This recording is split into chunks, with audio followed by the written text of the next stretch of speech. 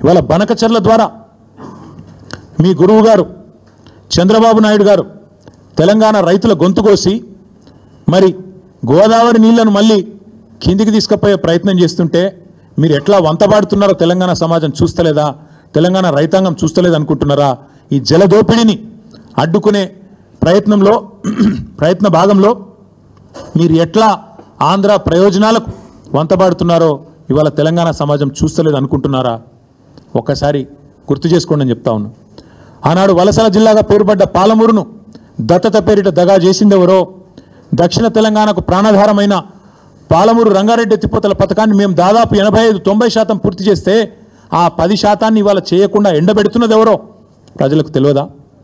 ఆనాడు నల్లగొండ జిల్లా, మా స్రవంతి గారు ఇక్కడే ఉన్నారు, మునుగోడు, ఆ ప్రాంతం మొత్తం ఆనాడు ఫ్లోరైడ్ బాధతో బొక్కలు పూర్తి స్థాయిలో మూలుగ చచ్చిపోయి దారుణంగా తయారైతే ఆ ఫ్లోరైడ్ అనే మహమ్మారిని తరిమి కొట్టింది కేసీఆర్ పరిపాలన కాదా? అన్నదాతల ఆత్మహత్యలు ఆపింది కేసీఆర్ పరిపాలన కాదా? ఇది సెంట్రల్ గవర్నమెంట్ పార్లమెంట్లో చెప్పిన మాట వాస్తవం కాదా? ఇట్లా చెప్తూ పోతే 100 ఉన్నాయి. చివరికి ఎంత దారుణం అంటే నల్లగొండ జిల్లాలో ఫెయిల్ అయిన బోర్లే ఇంటి పేరుగా రైతులు మార్చుకునే పరిస్థితి. బోర్ల రామరెడ్డి గారు, ఆయన ఇంటి పేరు బోర్ల రామరెడ్డి, 57 బోర్లేసి బోర్లా పడ్డ వ్యవసాయం తెలంగాణలో ఉన్నమాట వాస్తవం కాదా? ఇవాళ మీరు మాట్లాడితే దయ్యాలు వేదాలు వల్లించినట్టు నికృష్టంగా కాంగ్రెస్ గురించి, కాంగ్రెస్ యొక్క గొప్పతనం గురించి, ఇందిరమ్మ గురించి ఎమర్జెన్సీ విధించి ఆనాడు ఎంతోమందిని జైళ్లలో నూకిన ఇందిరమ్మను గుర్తు చేసుకుంటూ మళ్ళీ గుడ్డలు కూడా తీసి కొడతామంటే ఇవాళ తెలంగాణ సమాజం అట్లా చూస్తూ ఊరుకోవడానికి, నిస్తేజంగా చూడడానికి సిద్ధంగా లేదు. రేవంత్ రెడ్డి గారు, మీకు నేను స్పష్టంగా చెప్తా ఉన్నా, నీకు లెక్కలు తెలియకపోవచ్చు కానీ నేను గుర్తు చేస్తా. వాస్తవం ఏంది? 2014లో ఆనాడు కొత్త రాష్ట్రం తెలంగాణ, ఏదో అధికార మార్పిడి కాదు జరిగిందో, కొత్త రాష్ట్రం పుట్టింది.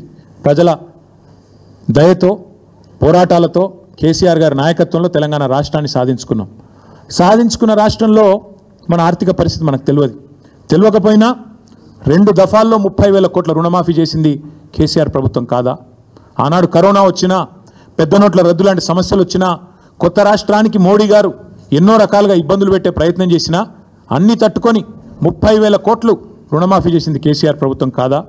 అట్లాగే ఇక సాగునీటి ప్రాజెక్టులు, వాటిని సస్యశ్యామలం చేయడం, నేను మళ్ళీ చెప్తా ఉన్నా, మీరే కదా రైతు డిక్లరేషన్. మీ రాహుల్ గాంధీ వరంగల్కి వచ్చి ఇన్ని మాటలు చెప్పిండు, ఒక్కటని అమలైందా? ఇంట్లో ఒకటేసారి రుణమాఫీ అన్నారు.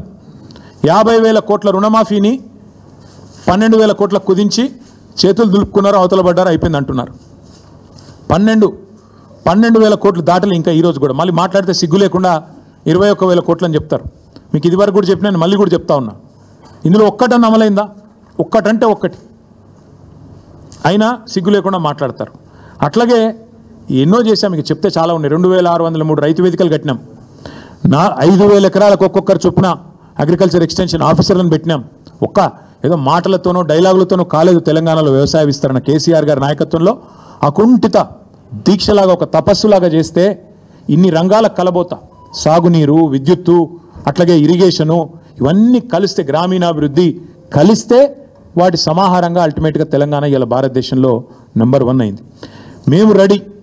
నువ్వు అసెంబ్లీలో పెడతావా చర్చ, లేదా అంబేద్కర్ కాడ పెడతావా, కొండారెడ్డి పల్లెలో పెడతావా, చింతమడకలో పెడతావా, కొడంగల్లో పెడతావా, గజ్వేల్లో పెడతావా, ప్లేసు నీ ఇష్టం, ఎక్కడంటే అక్కడికి వస్తాం. కానీ నువ్వు తప్పించుకపోయే బాబత్ మాకు తెలుసు. నువ్వు గ్యారంటీ ఏం చేస్తావు? ఈయనకి ఏంటంటే అలవాటు, బురద చల్తాడు, అవతల పడతాడు, ఇట్లా చల్తాడు, ఏదో మాట అంటే డైలాగే నేను ఎక్కడన్నా అని మళ్ళీ అవుతాడు. ఆయననే చెప్పిండి, నిన్న కేసీఆర్ వస్తాడా కేటీఆర్ వస్తాడా అన్నాడు. మరి నేను వస్తా అంటున్నా, నీకు దమ్ముంటే రా, లేదంటే ఇంకొక ప్రతిపాదన 8 తారీఖు నాడు, ఇలా 5 తారీఖు, ఎందుకంటే ముఖ్యమంత్రి గారికి ప్రిపేర్ అయ్యేందుకు టైం పడుతుంది. 8 తారీఖు నాడు 11 గంటలకు మేమందరం వస్తాం, సోమాజిగూడ ప్రెస్ క్లబ్ రా, నీకు కుర్చీ చేసి పెడతాం. నీ కార్యకర్తలతో సహా వస్తావా, నీ ఎమ్మెల్యేలతో సహా వస్తావా, వాళ్ళు ఎంతమంది వస్తారో చెప్తే వాళ్ళకు కూడా ఇంతజాం చేస్తాం. చాయ్ బిస్కెట్ కూడా మా సోమాజిగూడ ప్రెస్ సోదరులను అడిగి అది కూడా ఏర్పాటు చేస్తాం. సోమాజిగూడలో ప్రెస్ క్లబ్లో 11 గంటలకు 8 తారీఖు నాడు నేను రెడీగా ఉంటా. నువ్వు వస్తావా రావా నీ ఇష్టం, నువ్వే ఛాలెంజ్ ఇస్తున్నావు, రావాలని కోరుతున్నా.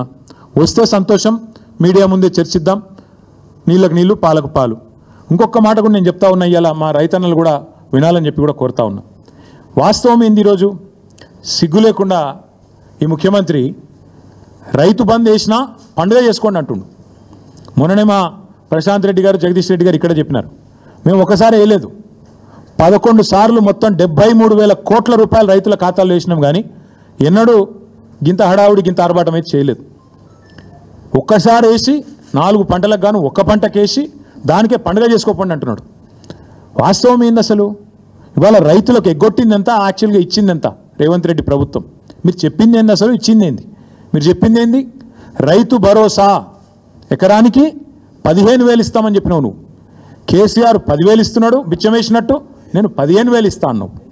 కేసీఆర్ 2 పంటలకు ఇస్తున్నాడు, నేను 3 పంటలకు ఇస్తా అన్నావు. ఇవాళ ఏం చేస్తున్నావు మరి?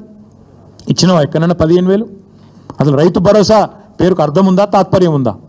ఇంకొక మాట కూడా అడుగుతా ఉన్నా రేవంత్ రెడ్డిని నేను. నువ్వే కదా ఉత్తరం రాస్తే కౌలు రైతులకు 22 లక్షల మంది కౌలు రైతులకు ఉత్తరం రాసి నీ మొగోడు